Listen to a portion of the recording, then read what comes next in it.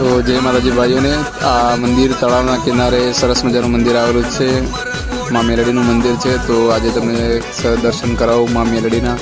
મિત્રો, આ મંદિર ચાણસમાંથી નજીક અને હારીજથી નજીક આવેલું વાજેલ ગામમાં આવેલું છે। આપણે પહોંચી ગયા હતા, હું અને મારો મિત્ર। દર્શન કરાવું તમને આજે મંદિરના।